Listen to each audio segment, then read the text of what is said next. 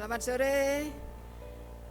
Kita bersyukur masih diberikan satu kesempatan untuk belajar firman Tuhan, yang pada saat ini kita akan mempelajari firman Tuhan dari pelajaran sekolah Sabat yang ke-7 yang berjudul Menyembah Sang Pencipta. Kita akan berdoa lebih dahulu. Maha besar Allah Bapa kami dalam surga, Allah yang kami sembah, kami puji dan kami muliakan. Bapa, terima kasih dan syukur kesempatan yang indah di mana kami masih mempunyai kesempatan untuk mempelajari firman-Mu. Bila mana saat ini kami akan belajar firman-Mu kembali, kiranya Roh Kudus-Mu yang boleh menuntun kami, boleh menyertai kami sehingga kami boleh melakukannya dari awal, pertengahan hingga akhirnya, dan boleh berguna bagi iman percaya kami. Kami boleh mengerti pelajaran ini dan semua untuk kemuliaan bagi nama Tuhan. Terima kasih Bapa, ampuni semua kekurangan kelemahan kami, karena semua ini kami mohon di dalam nama Yesus, Tuhan dan Juru Selamat kami. Amin. Baik, pelajaran pada saat ini yaitu menyembah Sang Pencipta. Alam semesta ini ada karena Tuhan yang Sang Pencipta telah menciptakan dan segala isinya. Setelah kenaikannya ke surga, Tuhan Yesus mengunjungi rasul yang paling menderita yang masih hidup di Pulau Patmos, Yohanes. Umat Allah harus mengalami penderitaan. Itu tidak hanya memberi kita sesuatu untuk rela mati, bahkan lebih penting sesuatu untuk hidup dan bila perlu untuk menanggung kesengsaraan seperti Yesus, dan memenangkan jika krisis terakhir tiba. Kita akan lebih memahami kata-kata itu. Untuk masuk kerajaan Allah, kita harus mengalami banyak sengsara atau penderitaan. Poin yang lain, menyembah Sang Pencipta. Tuhan adalah pencipta yang tak terbatas. Kekuatan kreatifnya tidak hanya membawa langit dan bumi menjadi ada, tetapi telah bekerja bagi umatnya selama berabad-abad. Dia adalah Tuhan yang memulai dunia ini, yang selalu hadir di dunia ini, dan yang tidak pernah meninggalkan umatnya di bumi ini. Tuhan memperlengkapi umatnya dengan segala yang bisa membahagiakan umatnya di bumi. Tuhan yang dekat, Tuhan yang sama yang telah membebaskan umatnya dari perbudakan di Mesir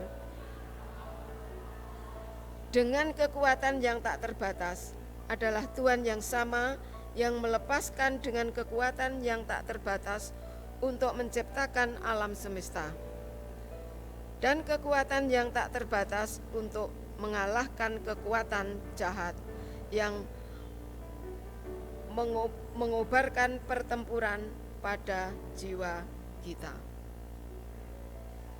Yesus sebagai pencipta dan Yesus sebagai penebus, begitu eratnya ikatan tersebut. Teori evolusi menyalahkan Yesus sebagai pencipta.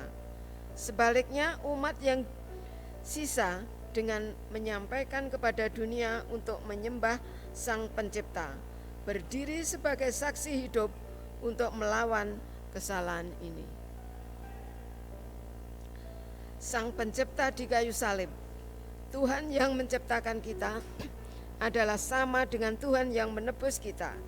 Tetapi karena kasih-Nya kepada umatnya, maka Dia mengambil rupa manusia sebagai hamba, dan dalam keadaan sebagai manusia, Dia telah merendahkan dirinya sebagai hamba.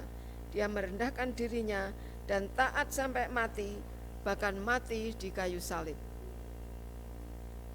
Sungguh sebagai tontonan yang luar biasa bagi mereka yang mengenal Yesus sebelum Dia datang ke bumi sebagai manusia. Tidak heran makhluk surgawi juga menyembah Dia, apalagi kita diselamatkan dengan darahnya.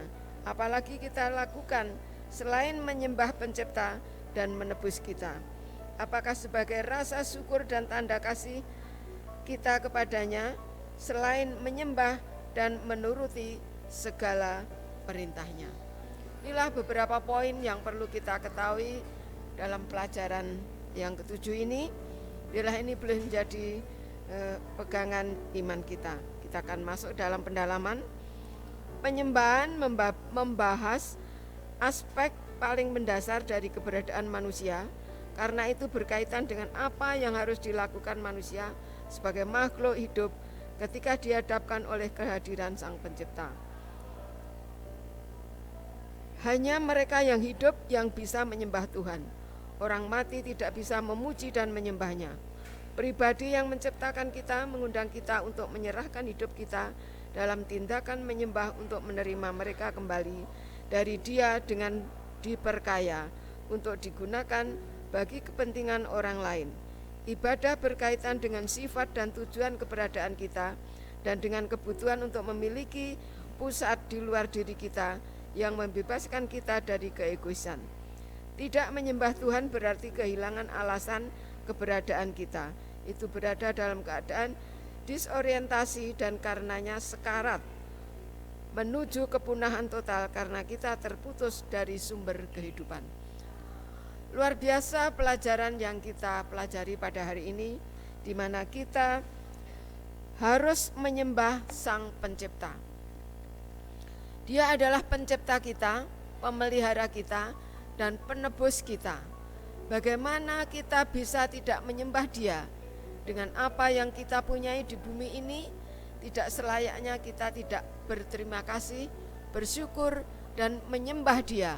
Untuk itu melalui pelajaran ini biarlah kita boleh diingatkan bagaimana kita harus senantiasa menyembah Dia dengan tekun, dengan sungguh-sungguh, dengan rasa syukur, dengan rasa bahagia, karena semuanya ini hanya untuk kemuliaan nama Tuhan.